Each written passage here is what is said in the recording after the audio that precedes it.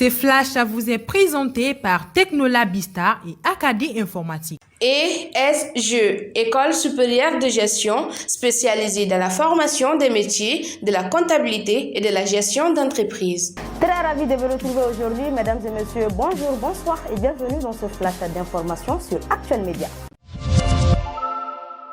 Débutons ce flash d'information avec l'actualité nationale. Ce mardi 26 avril 2022, le président de la transition, colonel Assimi Goïta, a accordé 3 audiences aux 3 nouveaux ambassadeurs désignés du Mali auprès de la République du Congo, Guinée équatoriale et la RDC. Il n'a pas manqué de donner ses orientations et formuler des conseils pour le meilleur accomplissement de leur mission et surtout expliquer aux partenaires du Mali la situation complexe que traverse le pays. Toujours l'actualité nationale, la direction de l'information et des relations publiques des armées, la DIRPA, a organisé une conférence de presse pour informer l'opinion nationale et internationale des femmes dans les opérations. Cette rencontre était consacrée surtout aux allégations faites contre les femmes à Gossi ainsi que les 3 attaques kamikazes qui ont visé les camps de Sévaré, Bafo et Nyono. En France, ce mardi 26 avril 2022, la Bibliothèque nationale de l'AFP a annoncé la réouverture de la BNF Richelieu, qui était fermée depuis une douzaine d'années pour des raisons de travaux. Cette réouverture coïncide avec le tricentenaire de sa première installation dans l'ancien palais Mazarin en 1722, a-t-elle ajouté.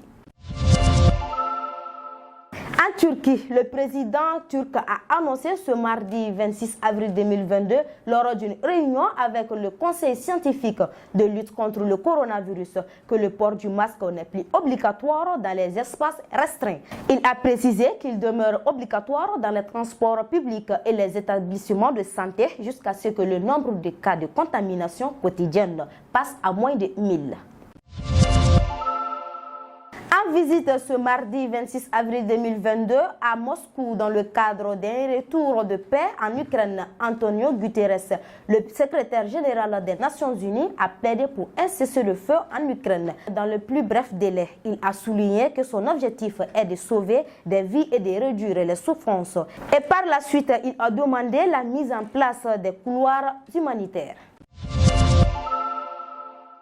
Et voilà, c'est la fin de ce flash d'information que j'ai eu l'immense plaisir de vous le présenter. Très bonne suite des programmes sur Actuel Média, car nous sommes le présent et le futur.